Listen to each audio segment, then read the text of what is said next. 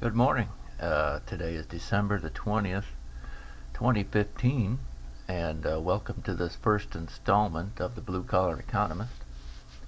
I'm Bob McEwen, the Blue Collar Economist, and what I kind of wanted to talk about this morning would relate to an older article I had put on the page. I think it was a year ago, about October of 2014, and it was called "The Era of Pricing Goods in Gold." And what was trying to be said in that article had everything to do and relate to the error of taking a commodity price and applying it to goods today. And what I'd like to do is go through the article with you step by step, if I will. I'm going to read through it and then try to clarify as we go.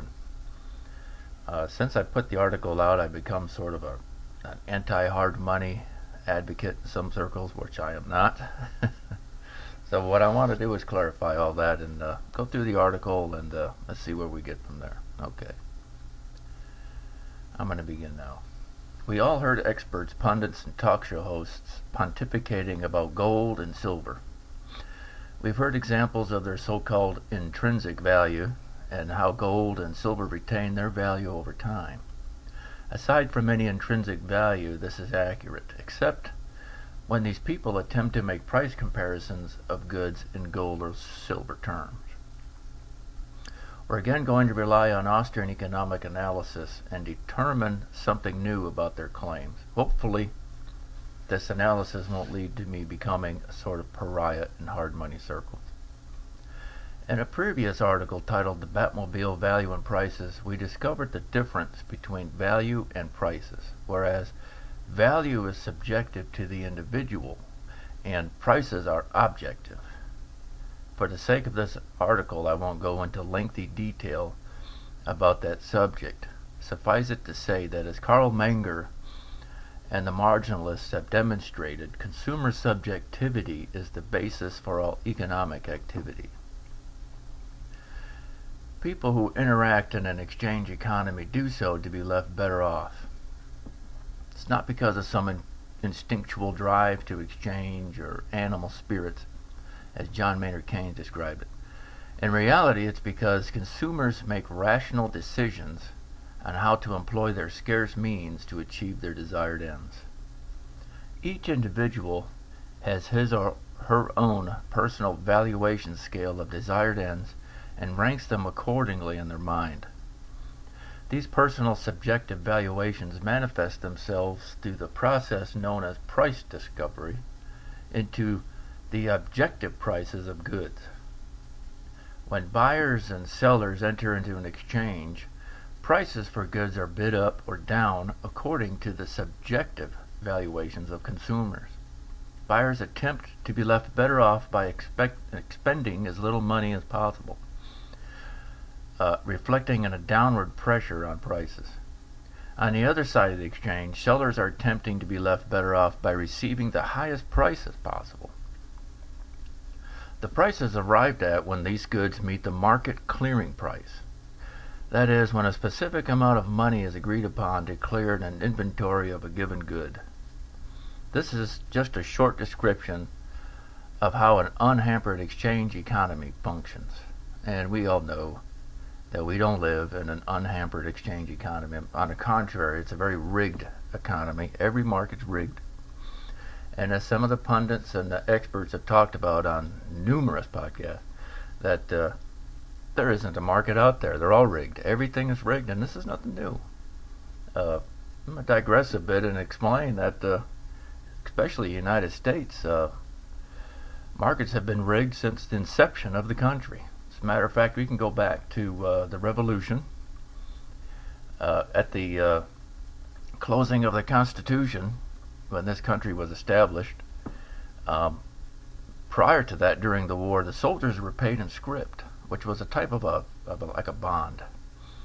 And not unlike our current fiat money or the greenbacks during the Lincoln administration, there was a demand, the government demanded that this so-called script be used as money in exchanges, and it reluctantly was, to the regret of the retailers out there at that time.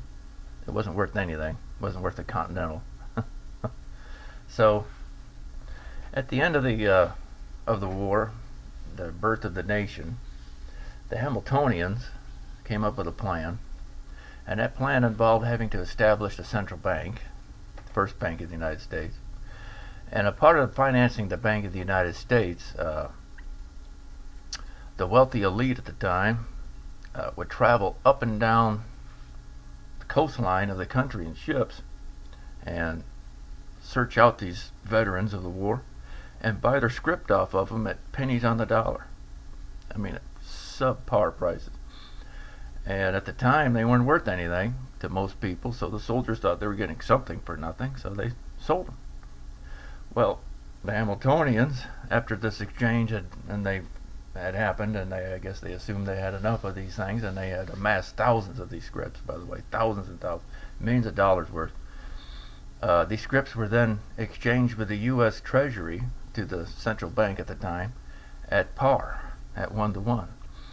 So through entourage, these elites of their day again fleeced the common man. All right, I digressed a bit from the article, but I'll go back to the article. Now, all of this talk of subjectivity and prices must be understood in the monetary terms of each exchange. When consumers talk of prices, they're relating those prices in terms of the currency that's being exchanged. Moreover, like a language, price is translated in a certain amount of either labor or capital that must be expended in order to meet the required price. As an example, in the U.S., consumers understand prices in dollar terms. A wage earner subconsciously understands the amount of labor that must be performed in order to afford the price of goods and services. They understand the amount of their scarce time they must give up in order to perform the labor required to receive the earned money in dollar terms to meet that price. A retailer understands how much money in profits that must be made. A lawyer may understand the amount of legal services that would have to be provided, and so on and so forth. Another point, wage earners also understand the cost of living at any given time in the same currency terms. A U.S. wage earner understands how many dollars per hour or week, month, or year that must be earned in order to meet their subjective goals. Prices are set in dollar terms, and consumers understand the cost of living and any further expenditures in those terms. When someone earns $10 an hour, he rationally wouldn't expect to afford a $3,000 a month in rent on a home.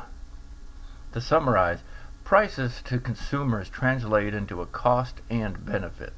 Something must be given up in order to meet the agreed upon price and still be left better off. Now, the U.S. economy has been rolling along in fiat dollar terms ever since President Franklin Roosevelt decoupled gold from the dollar in the early 30s. And the last vestiges of silver coinage ended after 1964. The Bretton Woods Agreement of the 1940s was only established a gold exchange standard to settle accounts between sovereign nations. Over time, people have been making subjective valuations of goods and services in fiat dollar terms. Today, consumers do not compare the dollar price of a gallon of gas or a loaf of bread and ounces of silver. As previously demonstrated, they simply don't calculate the cost of living in those terms anymore. When we hear people talk of current dollar prices in either gold or silver terms, they are simply demonstrating the loss of purchasing power the dollar has undergone over a certain length of time in relation to that commodity. No one by any means can say with any certainty the exact price of a good in either gold or silver terms. When someone says that a 1964 silver dime would buy $3 worth of gas today, they are making interpersonal comparisons of subjective utility. They're assuming the subjective valuations of millions of people over decades of time. The only way that 1964 dime would purchase $3 worth of gas today would be if the owner of the dime sold it to a coin dealer. He would then receive what would be the commodity price for that specific weight of silver in fiat dollar terms. No goods have intrinsic value, only subjective value. These kinds of price assumptions are only possible by ceteris paribus, meaning all things being held constant or equal. It's a theoretical construct that economist Alfred Marshall used to isolate an economic anomaly. It was never intended to be a reflection of reality. Gold and silver have been evaluated in terms of their respective commodity prices, not money prices, since the U.S. went on a pure fiat standard. Prices in this inflationary fiat economy have been discovered in paper dollar terms ever since the government killed the gold dollar. That is the reality. Let me conclude by saying this. Not to be misunderstood, this article was to demonstrate that people cannot assume the price of current goods and services by using the commodity prices of gold or silver.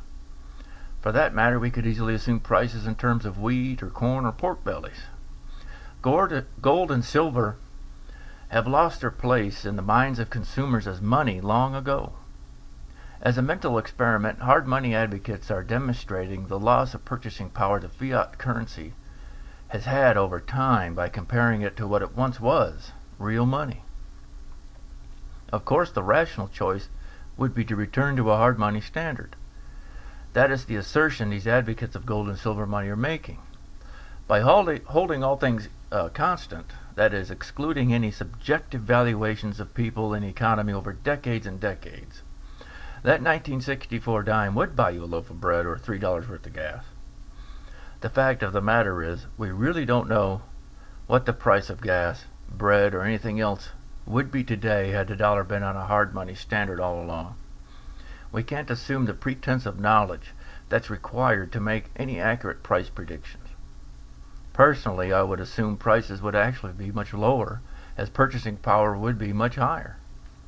In closing, let us agree that the fiat dollar isn't worth a continental, and hard money is as good as gold. Let consumers determine what type of money they want to exchange in, not governments or elitist central bankers.